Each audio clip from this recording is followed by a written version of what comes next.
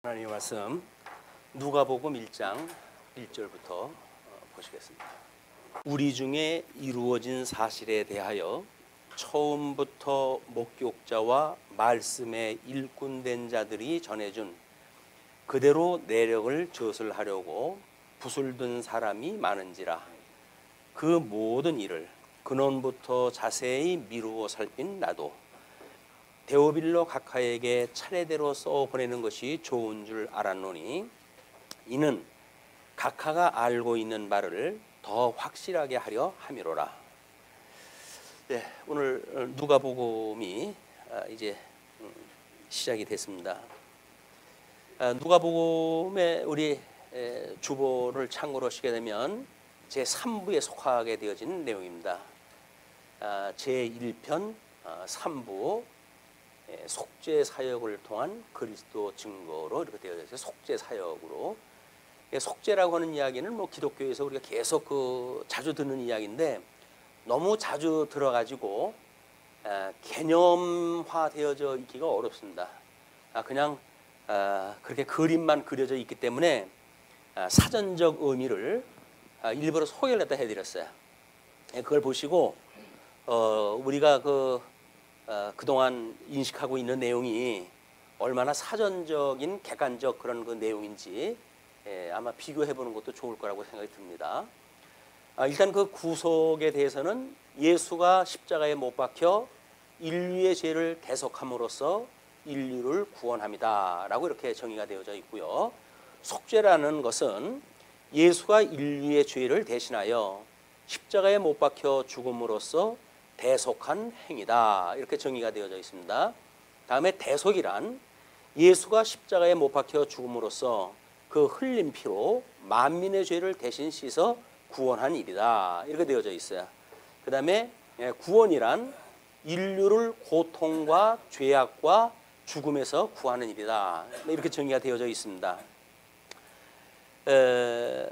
이거는 그냥 객관적인 또 우리 사전적 의미이기 때문에 누가가 헬라인으로서 의사 출신입니다.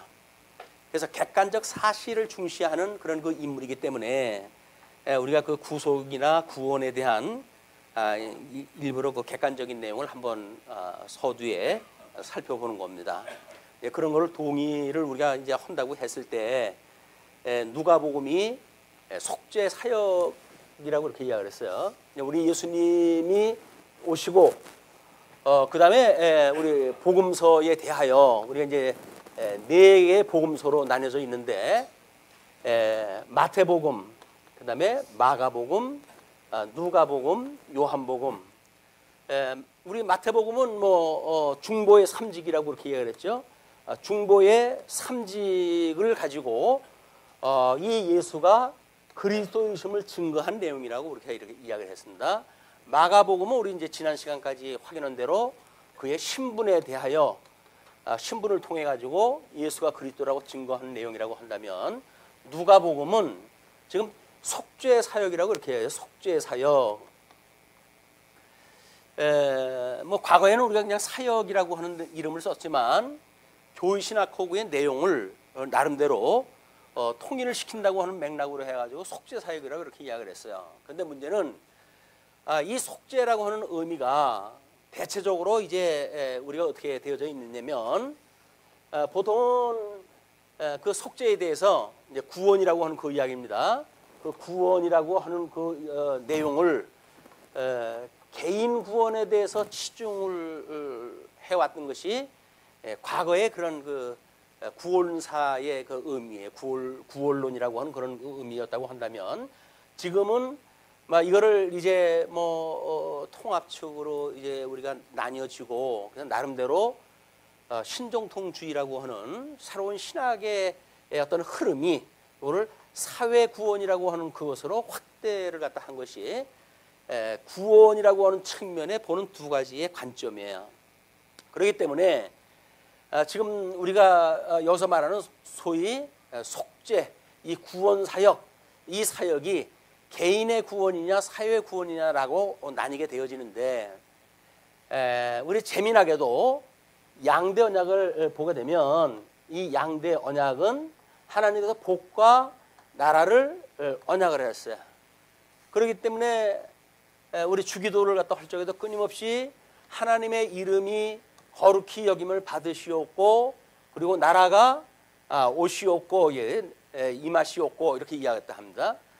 이것이 주기도에서 주님께서 가르쳐 주신 양대 언약에 대한 내용이에요.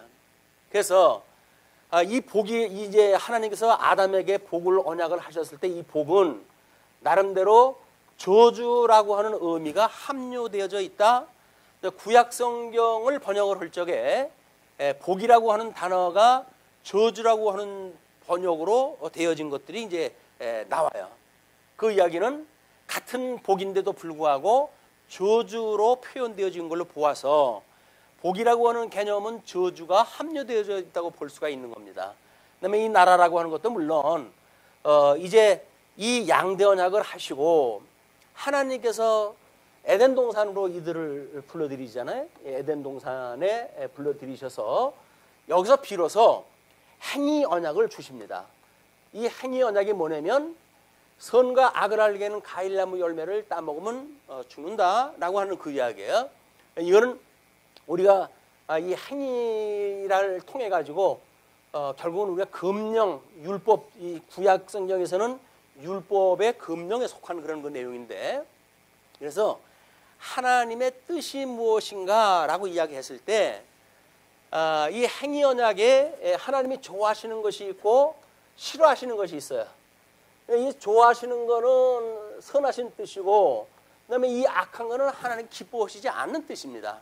그럼에도 불구하고 하나님은 빛과 어둠이 일반이신 분이기 때문에 이 하나님의 의가 나름대로 우리 하나님의 그 의를 이야기할 때 하나님은 선악이라고 하는 이런 절대 이성을 가지고 계신 분이라고 우리가 정의를 내리고 있어요. 이 하나님은 절대 선과 절대 악이라고 하는 절대 이성을 가지고 계신 하나님이라고 이렇게 이야기를 하고 있는데, 하나님께서 우리를 창조를 갖다 하고 양대 언약을 주신 뒤에 에덴으로 우리를 불러 넣으신 거예요. 이 에덴은 하나님이 기뻐하시는 그곳에 하나님의 나라를 병설해서 여기서 선과 악을 알게 하는 과일나무 열매를 따먹지 말고 그리고 생육하고 번성한 대로 잘 번성을 해라. 그리고 생명과는 먹어도 좋아. 그렇게 이야기를 한 거예요. 이 선악과는 먹으면 안 되고 그 다음에 생명과는 먹어도 좋아. 이렇게 이야기를 했어요. 그래서 이 선악과 따먹지 말라고 하는 걸 우리가 이게 금령이라고 이렇게 이야기를 했고, 따먹어도 좋다라고 하는 걸 권령이라고 이렇게 구분하다 한 거예요. 권하는 명령이란 말이에요. 어떤 거는 하나님이 싫어하는 거는 하지 말라고 명령을 하셨고 하나님이 좋아하시는 거는 하라고 명령을 하셨기 때문에 그래요. 우리 모든 율법을 보게 되면 하라, 그 다음에 말라라고 하는 두 가지 단어로 해서 대분되어지는 겁니다. 하나님의 뜻이. 그래서 이런 선악을 일반으로 알고 계시는 하나님께서 선한 뜻을 따라 가지고 너희 금령 선과 악을 알게 하는 과일나무 열매를 따먹으면 너 죽는다라고 이야기했다 했는데, 아담이 하와하고 마음이 맞아가지고 이걸 따먹었잖아요. 그래서 결국은 쫓겨났어요. 이 쫓겨난 것이 이 악속의 그를 갖다 버려버린 겁니다. 죄 가운데 그를 내어버려 두었다라고 하는 것이 이것이 세속의 나라, 세속에다가 버려버린 거예요. 그러니까 에덴으로 다시 갈 수 있는 길은 이제 없어요. 인간으로는 방법이 없어요. 그래서 중보자이신 예수 그리스도를 보내주셔가지고 이 중보자로 하여금 대속해서 대신 속죄를 해서 이 여기에 있는 자들 중에 일부를 구원에 이르게 한 거예요. 그런 그 우리들이 지금 살아가는 사람들이 예수 그리스도 안에서 살고 있는 중생된 성도를 이야기하는 겁니다. 중생되어진 성도는 중보자 예수 그리스도 안에서 예수 그리스도의 은혜를 인하여 지금 살아가고 있는 거야. 그래서 사도신경을 할 적에 우리 성령을 믿사오며 주님의 몸된 교회와 그리고 성도의 교통과 우리 이걸 믿는다고 그래요. 그리고 사죄함을 믿고 몸의 부활을 믿고 영생을 믿는다고 우리는 예배 때마다 고백을 하고 합니다. 이거는 성경의 원리가 이렇게 되어져 있기 때문에 우리들한테 이렇게 사도신경을 통해 가지고 고백을 하도록 믿음의 선배들이 이걸 지켜온 거예요. 그것이 뭐 역사성으로 해서 사도가 썼냐 안 썼냐 이런 걸 시비를 걸어 가지고 뭐 필요 없단지 이런 그 이야기하는 사람들은 이 취지를 모르기 때문에 그래요. 어떤 그런 자기가 알고 있는 하나의 단서가 빠져버리게 되면 전체를 포기할 수밖에 없는 무너지기 쉬운 구조를 가지고 있는 자들의 특징입니다. 할 수만 있으면 성경에서 말하고 있는 믿음의 선배들이 말하고 있는 모든 신학의 내용을 통섭하는 것이 우리들의 이제 성경 신학의 그 관점입니다. 메타 성경 신학이라고 하는 건 4대 신학을 통섭을 갖다 해서 믿음의 선배들이 다 피값을 지불하면서 그 연구 발전되어져 온 건데 자기 뭐 어떤 구조에 맞지 않는다고 해서 지워버린다든지 이런 건 아주 소인배적인 그런 그 반응이라고 보여집니다. 그래서 우리 믿음의 선배들이 지금까지 연구되어졌던 4개 분과에 대한 신학을 어떻게 우리가 통섭을 갖다 해낼 수 있는가? 그것이 이제 메타 성경 신학이고 그 메타 성경 신학에 의해서 통섭 성경 개론을 우리가 구조를 만들었는데 그 구조에 의해서 지금 이렇게 논리가 전개되어져 가고 있는 거예요. 물론 이제 요한복음은 나중에 품이라고 하는 걸 가지고 예수가 그리스도라고 하는 사실을 증거하는 내용으로 소개가 되어집니다. 그럼 누가복음의 이 속죄 사역이라고 하는 그 이야기는 우리 주 예수 그리스도로 말미암아서 이제 구원을 갖다 하는 일이니까 이것이 소위 말하는 저기에서 구원이라고 하는 논제예요. 지금 이 구원이라고 하는 그 논제는 개인이냐 사회냐 이렇게 이야기를 하는데 이 복이라고 하는 거는 사실은 자손들한테 주어진 겁니다. 자손들에게. 물론 나라는 그 자손들이 모여져 있는 우리가 함께 살아가고 있는 그런 구성체를 우리가 나라라고 이야기를 하니까 이 사회는 결국 나라에 대한 이야기고 개인이라고 하는 그 이야기는 언약 자손에 대한 이야기예요. 그러니까 과거에 뭐 근 19세기까지 개인 중심의 구원사를 지향을 해왔다고 하면 20세기 들어서 가지고 사회 구원을 인해서 새롭게 관점을 바꾼다든지 하는 이유가 없어요. 왜? 이거는 두 가지의 문제이기 때문에 그래요. 그래서 우리 그 백과사전에 보게 되면 작은 의미로는 개인의 구원을 구원사로 이야기를 하지만 구속사라고 하지만 더 넓은 의미로 한다면 에덴 동산에서 상실했던 모든 그런 그 복을 회복하게 되어지는 것 이거를 넓은 의미로서의 이 구속사라고 이야기를 한다. 백과사전에서 그렇게 정의가 되어져 있어요. 그러니까 이 객관적으로 그동안 연구가 되어져 왔고 나름대로 어떤 그런 기술되어진 내용들이 축적되어지고 그러다 보면 그것이 이제 뭐 사회 통상적인 일반 그 사전에도 등재가 되어지는 일이기 때문에 자기가 알고 있는데 갇혀 있는 것이 얼마나 답답한 일인지 몰라요. 좀 더 우리가 생각을 좀 넓힐 필요가 있다.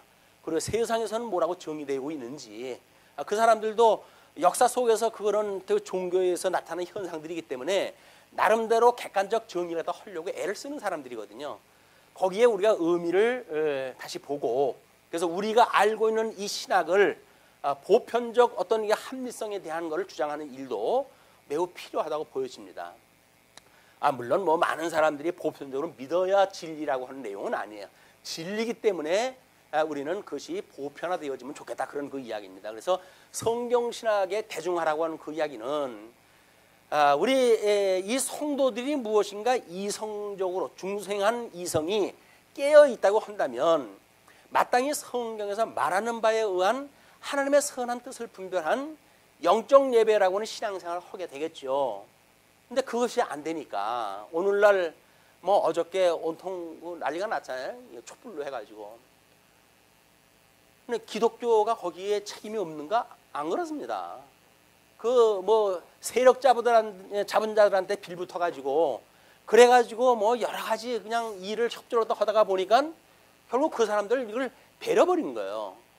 그러니까 무당 말도 좋다고 이제 믿게 되어지는 겁니다. 이것이 우리 21세기를 살아간다고 하는 대한민국 국민의 뭐 한 8, 90%가 대학을 졸업하지 않은가 모르겠어요. 뭐 그런 그 이성이 집단 이성이 있는 그런 그 대한민국 사회가 이런 처참한 일을 갖다 당한다고 했을 때 창피하잖아 이게. 사람들이 창피하다는 거예요 이게.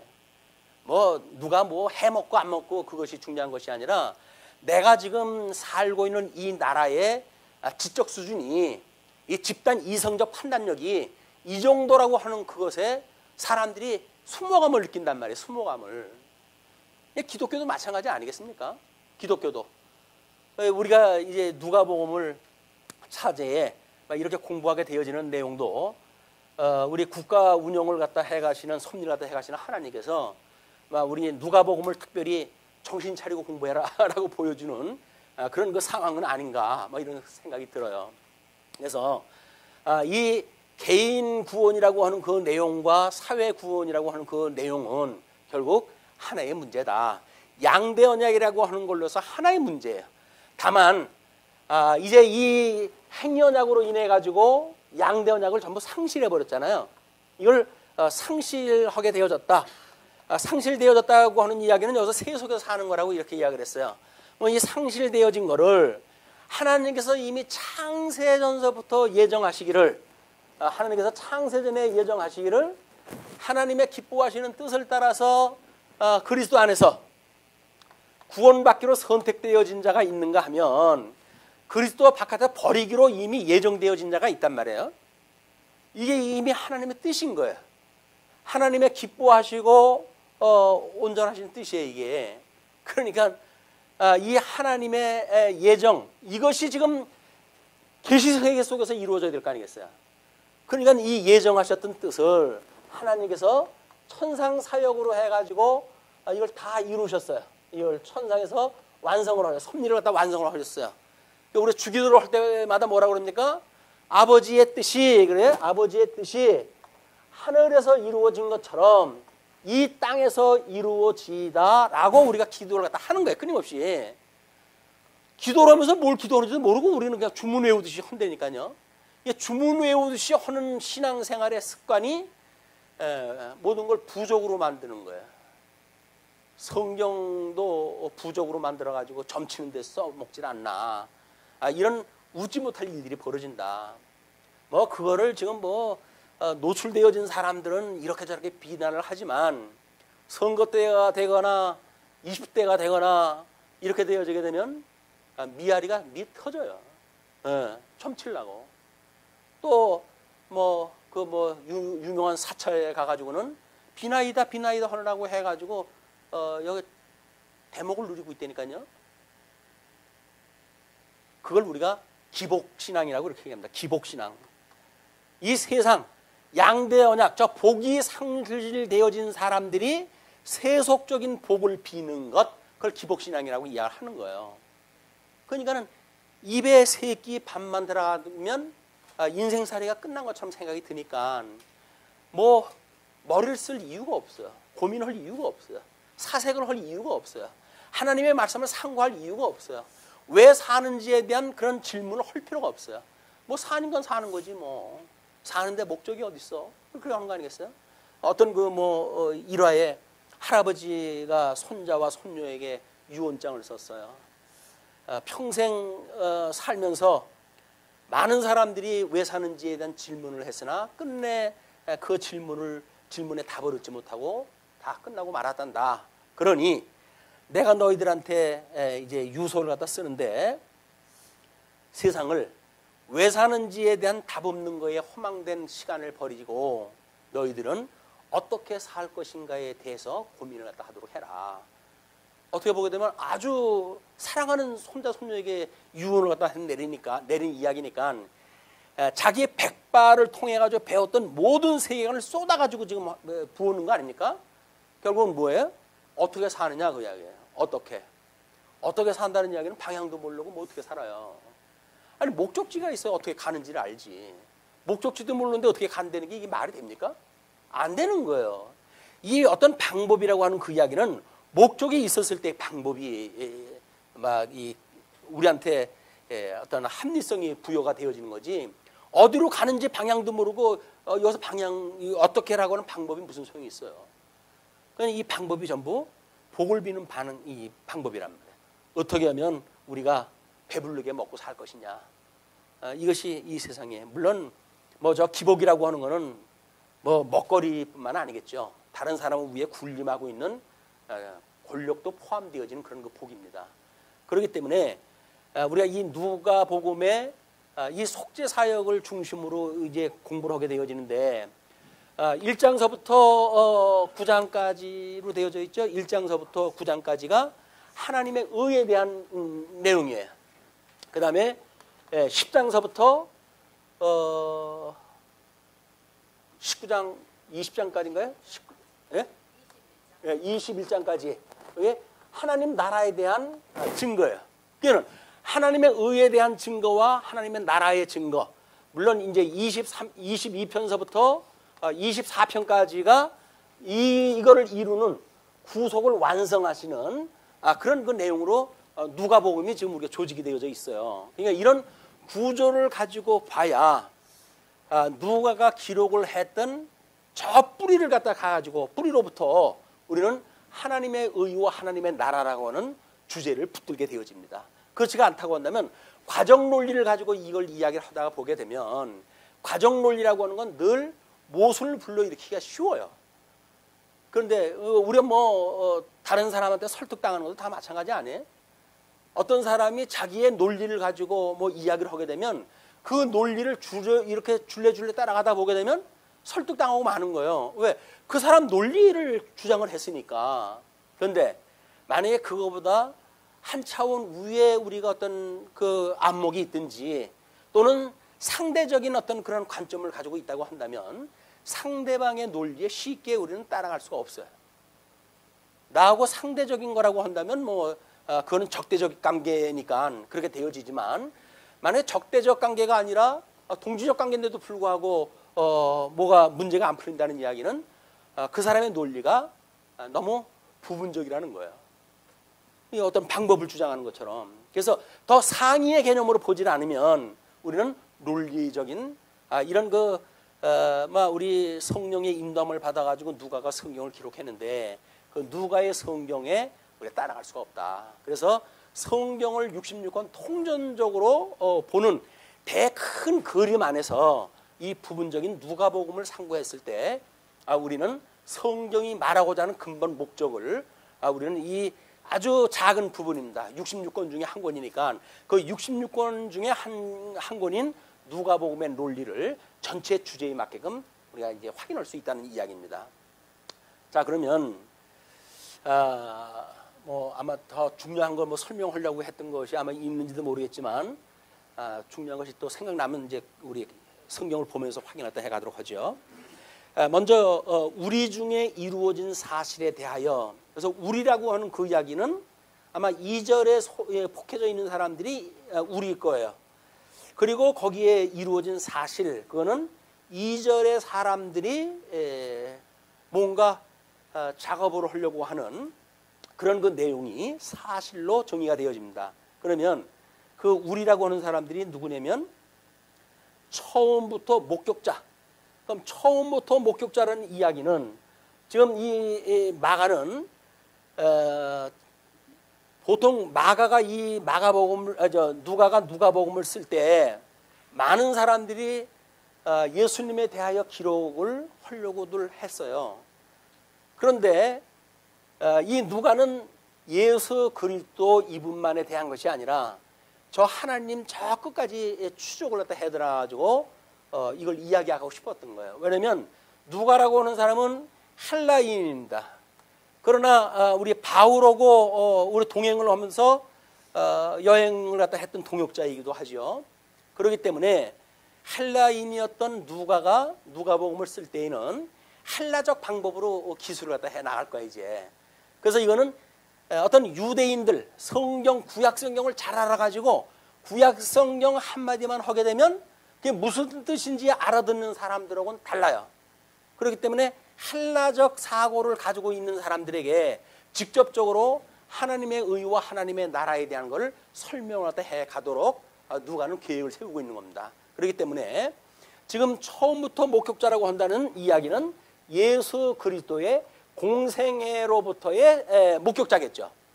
아니면 뭐 요거보다 6개월 뭐 전에 태어났던 사도 세례 요한이 세례를 주었던 뭐 이런 그 일로부터 아마 시작이 되어진지는 모르겠죠. 많은 사람들이 성경을 기록을 했다 했을 때 요한서부터 공생의 사건을 기술을 했다 해왔어요. 누가가 지금 이야기하는 것에 이렇게 이야기를 합니다. 그리고 그 처음부터 목격자와 말씀에 일꾼된 자들이 전하여 준, 말씀에 일꾼되어졌다는 이야기는 이 복음을 깨닫고 하나님 앞에 새로운 사역자가 되어져서 새로운 사역자가 돼가지고 증인의 삶을 살아가는 이런 사람들에 대한 이야기예요. 말씀의 사역자, 그 말씀에 일꾼된 자들이 전하여 준 그대로 내력을 저술하려고 붓을 든 사람이 많은지라. 이미 누가복음을 쓸 때 마가가 주변에 그런 사람들이 꽤나 많았어요.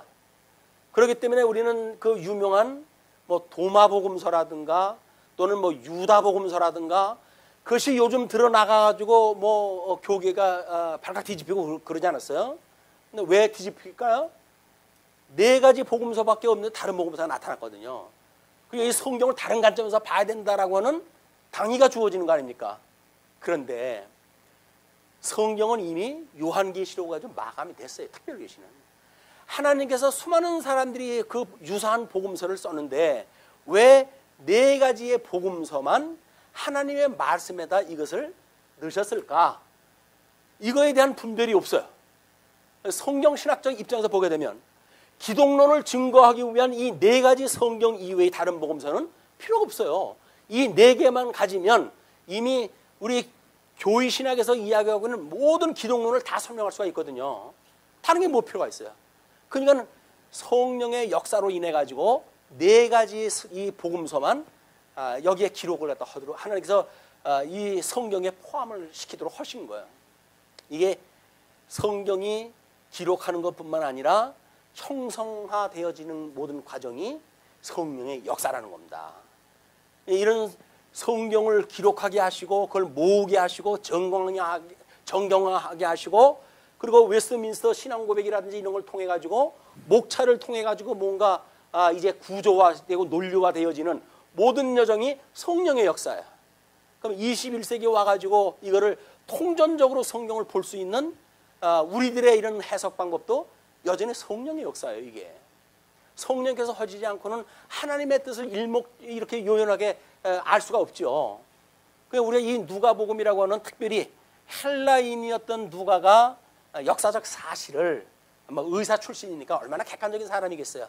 그걸 사실을 기록을 하다 해가지고 이제 그 대상이 거기서 이렇게 나와요. 데오빌로 각하에게, 예? 처음에 그 데오빌로라고 하는 사람은 누군지 역사적으로 잘 몰라요. 그러나 뭐 수많은 사람들이 이런 얘기 저런 얘기가 많이 나옵니다. 근데 그런 이야기 다 뭐 우리가 다 함께 되면 머리가 아파요. 그리고 사실인지는 몰라요. 그거는 사실인지 모르는 거에 우리 이거 시간 뺏길 필요가 없잖아요. 그냥 그거는 그때 당시에 누가의 기록을 지원했던 어떤 특정한 인물로 봐도 우리가 틀림이 없다고 보여지고, 그리고 그 데오빌로에게 썼던 그 기록이 1차 수신자가 데오빌로라고 하는 사람이라고 한다면 2차 수신자라고 했을 때 모든 헬라인들이 포함되어질 거예요. 그리고 21세기 오늘날 누가복음을 지금 우리가 친히 보고 있어요. 그러면 3차 우리한테 이 대상이 누굽니까? 우리들의 이 말씀을 묵상하는 우리들에게 하나님께서 이 누가를 통해 가지고 하나님의 이 실제적인 역사적 사실을 증거케 하셨다.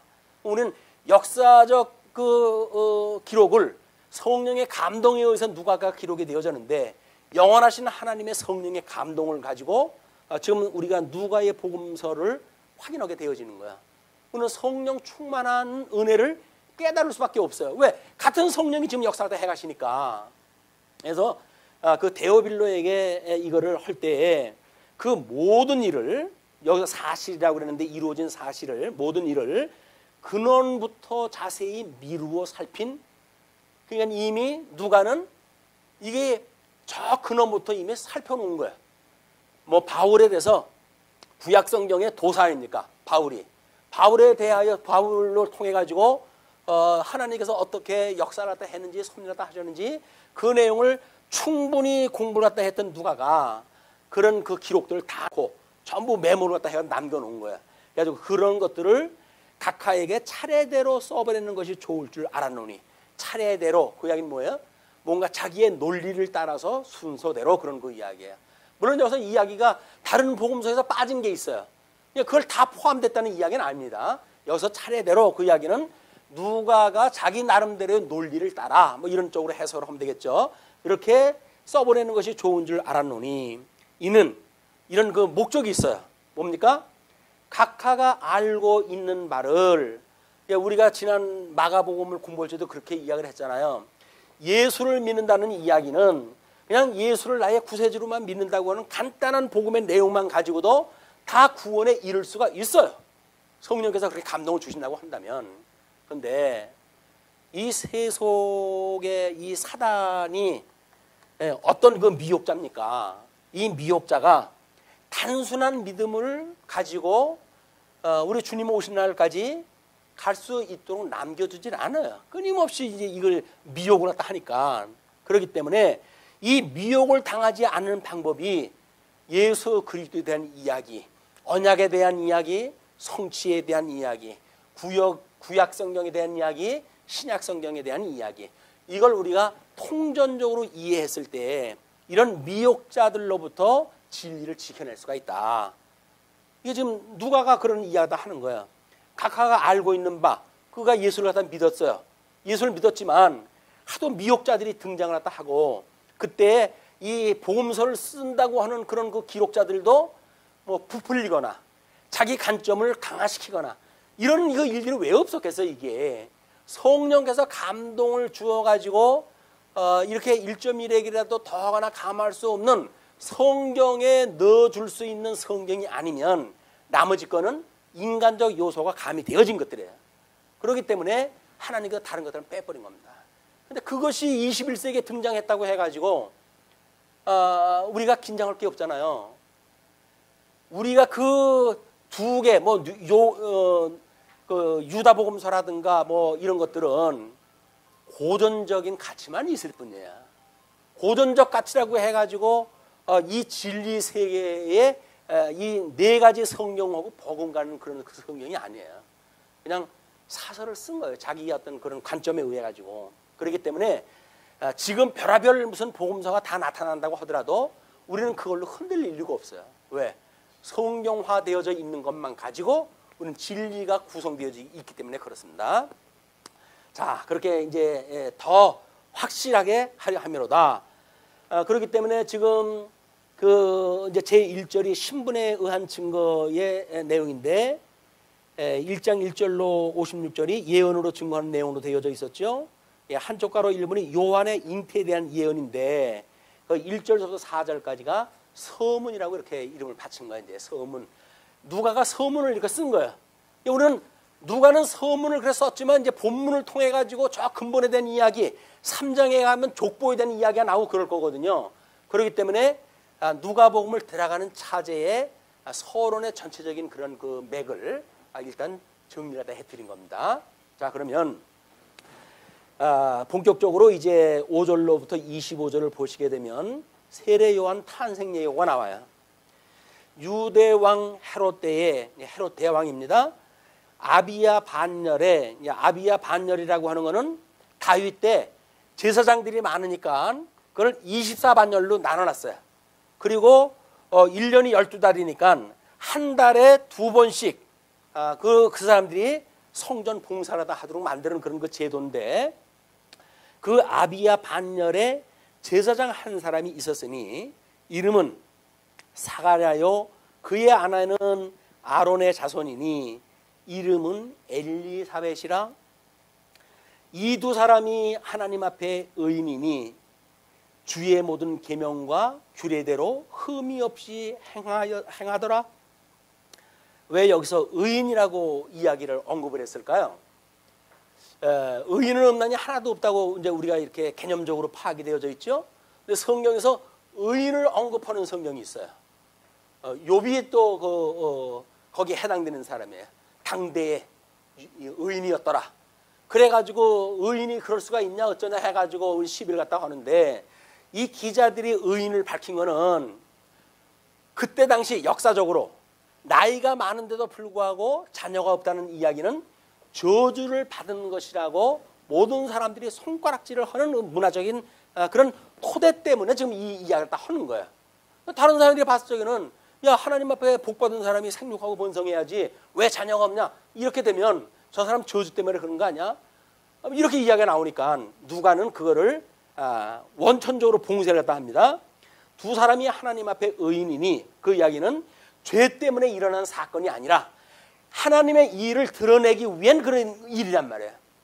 우리는 귀신 들린 자에 대한 질문하다 하잖아요. 저가 자기 때문에 그렇습니까? 자기 부모의 죄 때문에 그렇습니까? 라고 물을 때 뭐라고 그럽니까? 그거는 하나님의 영광을 위해서 하나님께서 하신 일이야. 이렇게 이야기를 하시잖아요.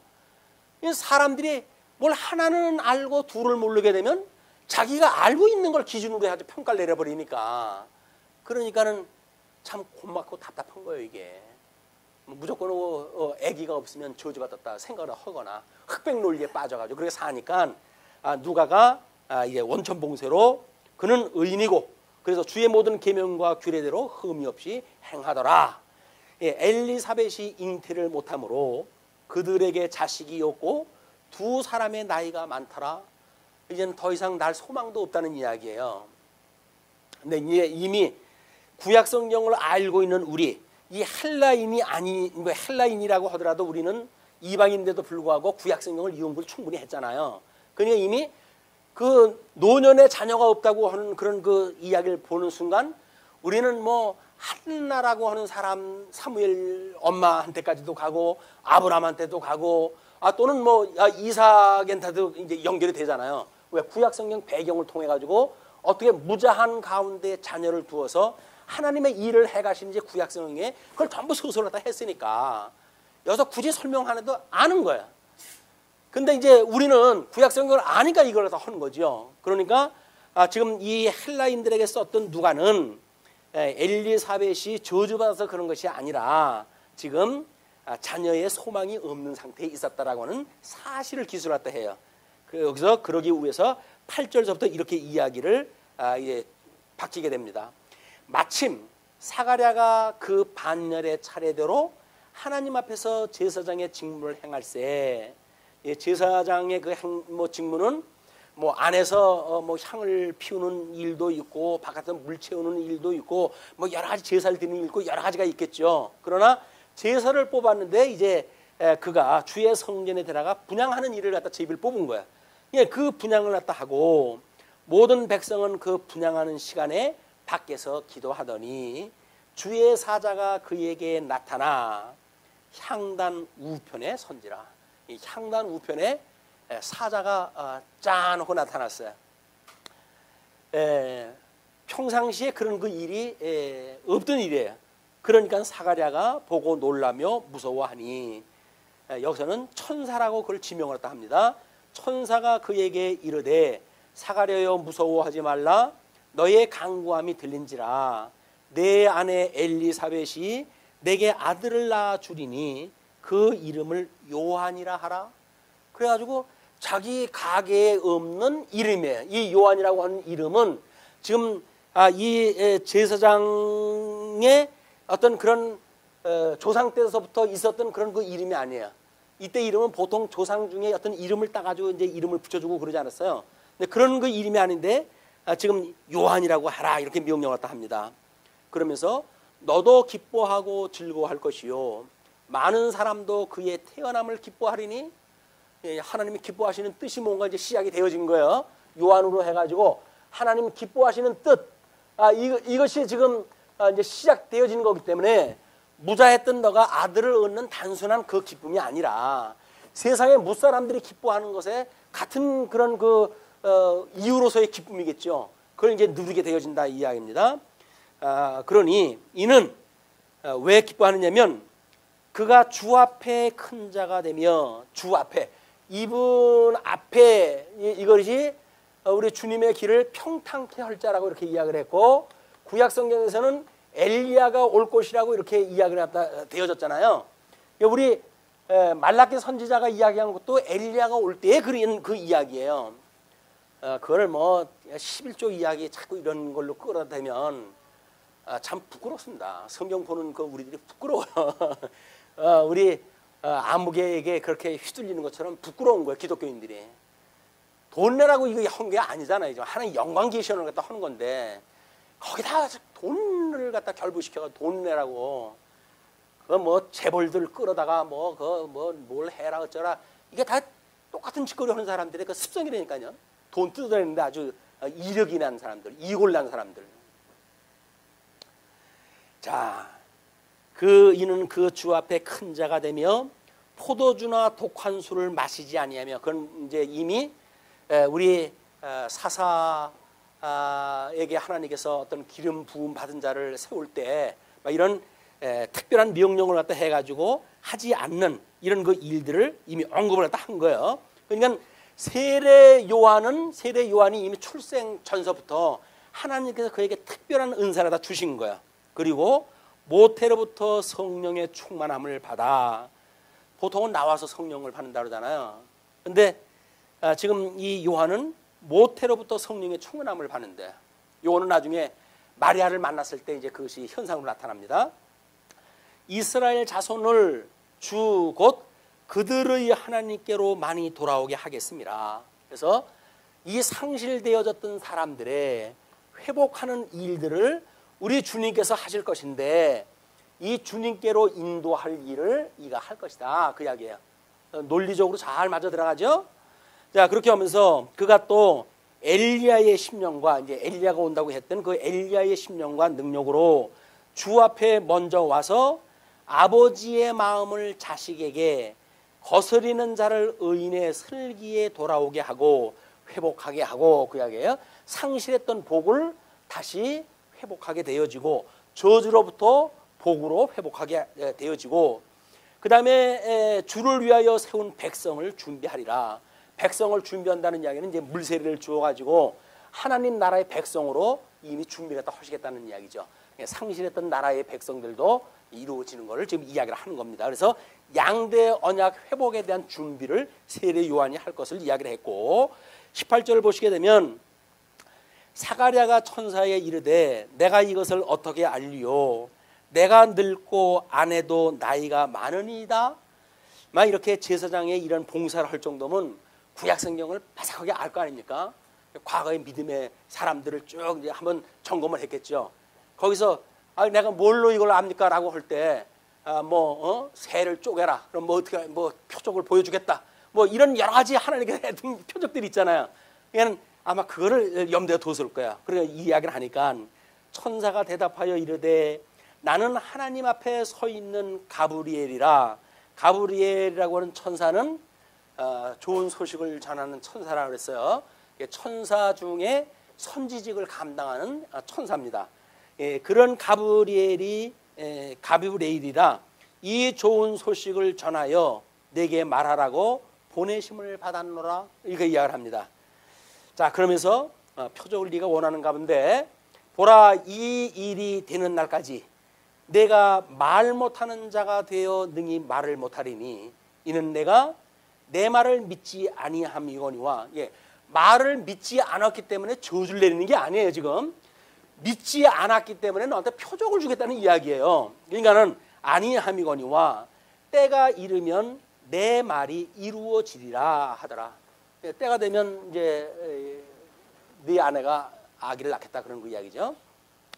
백성들이 사가랴를 기다리며 그가 성전 안에서 지체함을 이상히 여기더라. 나올 시간이 지나는데 이게 안 나오는 거예요. 이게 이상히 여기니까 그가 나와서 그들에게 말을 못하니 백성들이 그가 성전 안에서 환상을 본 줄 알았더라.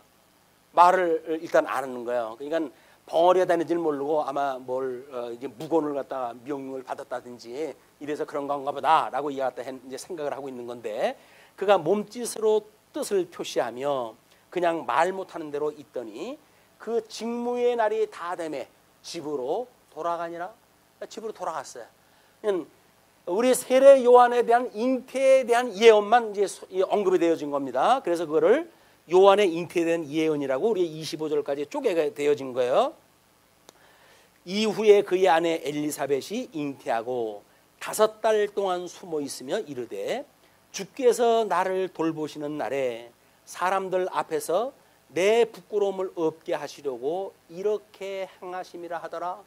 자녀가 없다고 해가지고 이제 부끄러움을 당하고 있었는데 아기를 잉태하게 되어졌으니까 뭐 하나님께 주신 복이지만 조금은 좀 남사스러웠던가 보죠. 5달 동안 숨어 있었어요. 그런데 숨어 있는 것이 단순한 인간적 그런 문제가 아니라 이제 숨어 있는 요한을 찾아오는 예수를 이제 보게 되어지는 거예요. 그게 지금 그 26절로 56절까지 이야기입니다.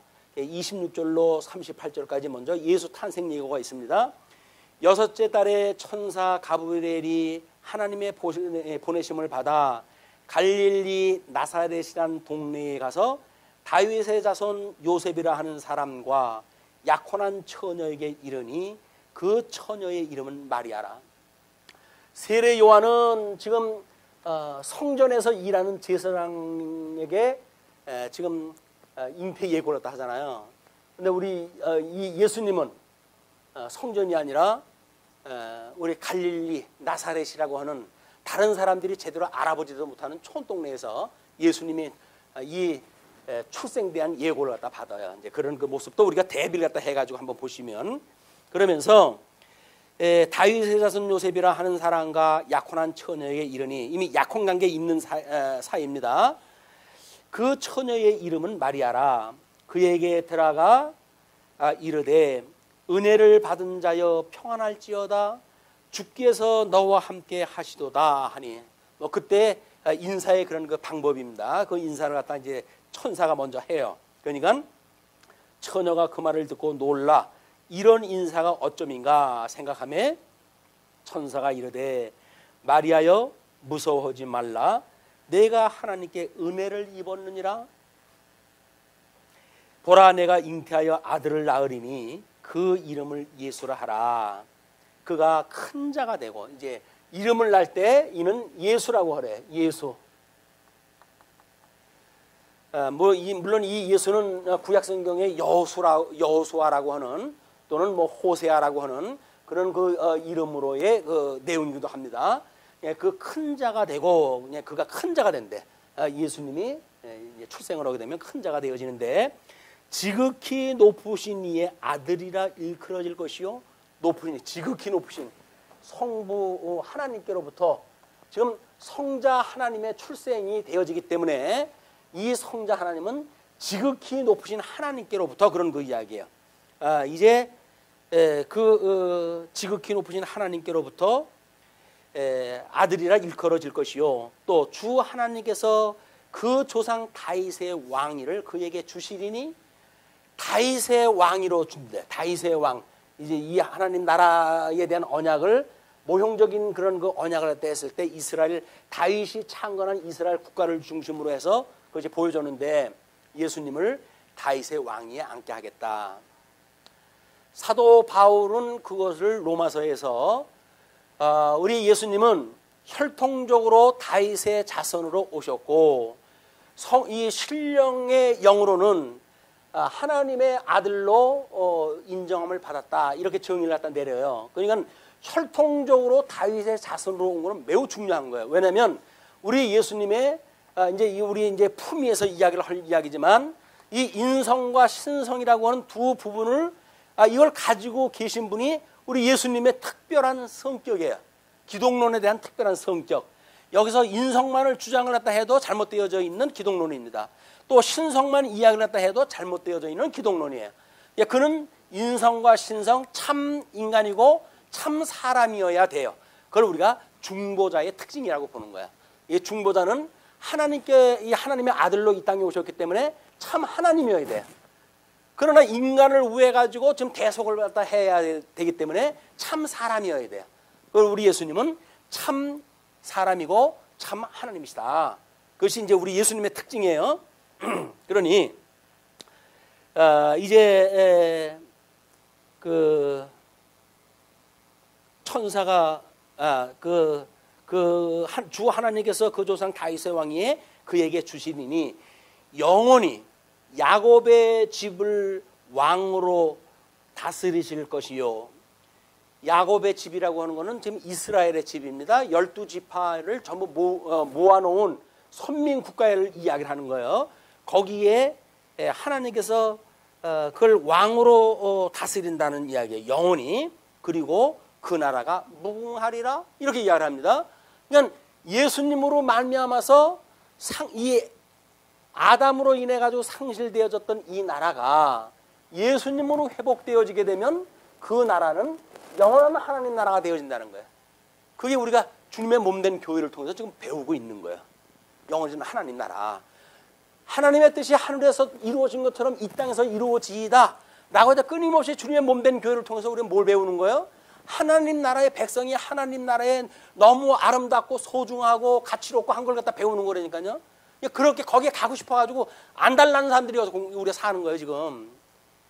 그거는 그냥 그렇다고 치고, 그리고 이 세상에 그냥 물결 따라 뭐 이렇게 우리가 살면 되지라고 해서 세속적인 거 가치 두고 살아가는 게 아니에요. 인간의 제일 근본된 목적이 무엇이뇨? 하나님, 오직 그 하나님만을 영화롭게 하고 그분만으로 기뻐하는 거예요. 사람이 타락되어진 사람들이 이 세상에서 무슨 열국을 만들고 뭐 허사를 꿈꾸고 이렇게 하는 일이지, 하나님의 사람이라고 한다면 마땅히 하나님 나라의 소망을 두는 거란 말이에요. 그냥 끊임없이 우리가 하나님의 뜻이 하늘에서 이루어진 것처럼 이 땅에서 이루어달라고 기도를 갖다 하잖아요. 그렇게 그걸 위해 가지고 일용할 양식을 달라고 끊임없이 이야기를 갖다 해요. 그런데 아니 지금 사가랴가 말을 못하는 그 표적이 만들어졌잖아요. 그러면 지금 우리는 표적이 없는 시대에 살아가고 있나요?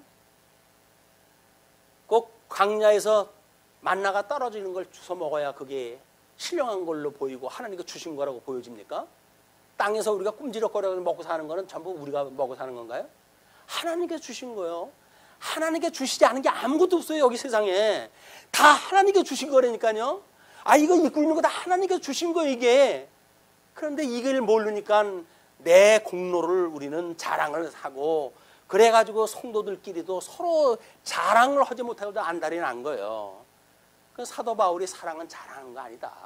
너의 유익을 구하는 것이 아니야. 사랑은 진리와 함께 기뻐하는 거야. 이렇게 아주 우리한테 알려준단 말이에요. 이 진리를 공부해가지고 우리 기뻐할 일이 뭡니까? 사랑하기 위해서 그러는 거예요. 사랑하기 위해서. 근데 뭐 이 세상에 거 가지고 여기서 동아리 그룹 뭐 하듯이 그렇게 해가지고 뭘 어떻게 하겠다고요. 열국이 여지껏 영원한 나라가 없듯이 아무리 동아리를 짜가지고 우리는 평생 형제의 뭐 맹세를 갖다 하자, 피를 나누자 해가지고 헌들 소용없어요. 다 죽는 날짜 다르고 그가 살아가는 역사가 다 다르고 다 다릅니다. 친구 다 그래요. 그리스도만이 우리의 참 친구이지 세상의 친구가 무슨 친구입니까? 다 자기 소견존대로 살아가는 것뿐이다. 이 좋으신 하나님을 우리가 이걸 배우고 있으니 그분한테 우리가 올인하는 거야말로 인생의 최대의 이거 기쁨 아닙니까? 근데 이게 여벌로 생각하게 되면 유감스럽다. 이건 여벌이 아니에요. 본질의 문제입니다. 본질의 문제. 자, 그러면서 이제 그렇게 하면서 그 이름으로 나실 바 거룩한 이는 그분을 거룩한이라고 이렇게 이야기하면서 하나님의 아들이라 일컬어지리라. 이미 성경에서 혈통적으로는 다윗의 왕에 쓰고, 그다음에 성결의 영으로 해가지고는 하나님의 아들로 해가지고 중보자를 이미 이야기를 한 거예요. 그러니까 보라, 내 친족 엘리사벳도 늙어서 아들을 배웠느니라. 본래 임신하지 못한다고 알려진 이가 이미 6달이 되었나니. 그래가지고 이제 이게 아마 이모가 됩니다. 이모가 자기 어머니의 그 형제니까 이모가 되어지는데, 이모가 나이 많도록 아기를 못 낳은 걸 알고 있었는데 6달이 되었다는 거예요. 대저 하나님의 모든 말씀은 능하지 못한 심이 없느니라. 이게 말씀으로 전부 이루어지는 거예요. 말씀으로. 그게 말씀 운동이에요. 그걸 믿고 사는 것이 말씀 운동 서원교회 성도들이에요. 그러면서 마리아가 이르되 주의 여종이오니 말씀대로 내게 이루어지이다 하며 천사가 떠나가니라. 대단한 용기죠. 그때 당시에 처녀가 잉태를 갖다 한다는데 주의 뜻대로 되이다라고 하는 이야기는 죽어도 좋사오니 그런 그 이야기. 사회적으로 봤을 때 39절로부터 이제 이렇게 56절까지 마리아가 엘리사벳을 방문합니다. 이때 마리아가 일어나 빨리 산골로 가서 유대 한 동네에 이르러. 그럼 지금 나사렛에서 있던 그 마리아가 지금 이쪽에 그 뭐 예루살렘 가까이에 있는 쪽으로 지금 숨어져 있다고 한다면 자그만치 뭐 성경 그 학자들은 70마일 정도 떨어져 있다고 그렇게 이야기를 합니다. 70마일이면 얼마인지 모르시잖아요. 감이 안 오시죠? 70마일이 얼마쯤인지. 그래서 이거 준비를 하다가 어쯤 되나 해서 지도를 갖다 보고 봤어요. 그랬더니 문경까지가 70마일 정도 돼. 문경 세대 넘어가지고 걸어가는 길이 거기가 70마일이 되는 거예요. 그러니까 이때에 마리아가 일어나 빨리 산골로 가서 유대 한 동네에 이르러 사가랴의 집에 들어가 엘리사벳에게 문안하니 엘리사벳이 마리아가 문안함을 들음에 아이가 복중에서 뛰노는지라. 마리아가 잉태 소식을 듣고 아무리 거기를 갖다 부지런히 갔어도 아마 일주일은 걸렸을 거예요. 그럼 일주일 정도 걸렸는데 지금 6개월 되어져 있는 이 요한이 뱃속에서 예수님을 알아봐요. 그게 성령의 역사예요. 성령의 역사. 그냥 우리 아이에 대한 그런 거를 우리가 이렇게 떼고 하는 문제를 이런 걸로 보게 되면 잉태가 되어지고 얼마 있으면 이미 그 아이는 사람으로 인정이 되어지는 거예요. 예, 엘리사벳이 마리아가 문안함을 들음에 아이가 복중에서 뛰노는지라. 엘리사벳이 성령의 충만함을 받아 큰 소리로 불러 이르되 여자 중에 내가 복이 있으며 여자 중에 상실했던 이 복이 회복되어진 그 복이 있으며 그런 그 이야기예요. 내 태중의 아이도 복이 있도다. 복 있는 자란 말이에요. 이 분이. 그러면서 내 주의 어머니가 내게 나오니. 그러니까 내 주라고 하는 거는 지금 요한의 어머니가 봤을 적에는 예수님이 주인 아니에요. 내 주라고 보이는 거 아니에요. 그러니까 내 주인의 어머니가 이제 잉태가 됐으니까 어머니가 되는 거 아니에요. 그걸 우리가 성모라고 이렇게 이야기를 하잖아요. 그런데 우리 캐톨릭에서 우리 마리아가 성령으로 잉태되어지는 순간 모든 원죄가 없어졌다라고 하는 이야기는 맞지 않습니다. 왜냐하면 이제 그 마리아의 노래송에서 보게 되면 그 구원을 노래를 갖다 해요. 그러면 원죄가 없는 사람이 뭐 구원을 갖다 바랍니까? 그렇죠? 그렇기 때문에 마리아는 성모라고 하는 그런 개념이 아니고 그냥 우리 예수님의 어머니예요. 어머니. 그냥 그런 거를 우리가 잘못 이해하게 되면 성모를 숭배하는 데까지 가게 되어지는 거야. 거기다 의미를 부여하고 신령성을 부여하고 그렇게 되면 거기에 우리가 이제 그 예배를 드리게 되어진다. 내 주의 어머니가 내게 나오니 이 어찌된 일인가. 보라, 내 문안하는 소리가 내 귀에 들릴 때에 아이가 내 복중에서 기쁨으로 뛰놀았도다. 주께서 하신 말씀이 반드시 이루어지리라고 믿은 그 여자에게 복이 있도다 라고 축복을 갖다 해요. 네, 마리아가 그 반드시 이루어질 것이 무엇인지를 마리아의 노래를 통해서 우리는 확인하게 되어집니다. 마리아가 이르되 내 영혼이 주를 찬양하며 내 마음이 하나님 내 구주를 기뻐하였음은 그의 여종의 비천함을 돌보셨음이라. 마리아는 지금 여인이기도 하고 지금 이렇게 민족적으로 보게 되면 이스라엘 국가라고 하는 개념으로도 해석이 되어지는 거예요. 그러니까 이 여종의 비천함을 돌보셨음이라. 보라, 이제 후로는 만세의 나를 복이 있다 일컬으리라. 능하신 이가 큰 일을 내게 행하셨으니 그 이름이 거룩하시며.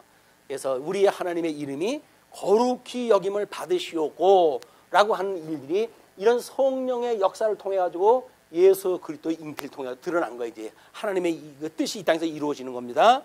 그렇게 하면서 그 능하신 이가 큰 일을 내게 행하셨으니 그 이름이 거룩하시며 긍휼하심이 두려워하는 자에게 대대로 이르는도다.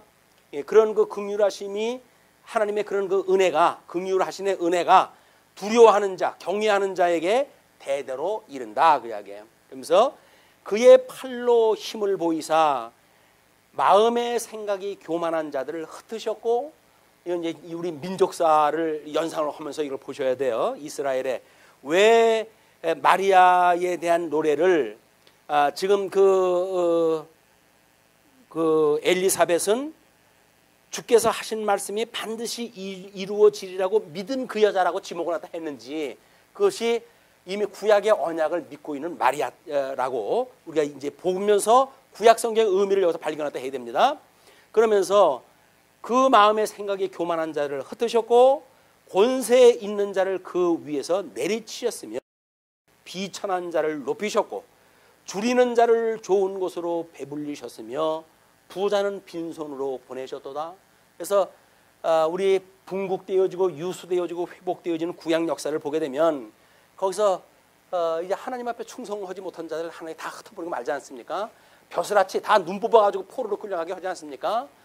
그러나 하나님께서 거기에 줄이는 자들에게 좋은 곳으로 배불리셨고, 이 배불리셨다는 이야기는 생육 번성하게 부족함이 없도록 그들에게 회복의 복을 주셨고 그런 그 이야기예요.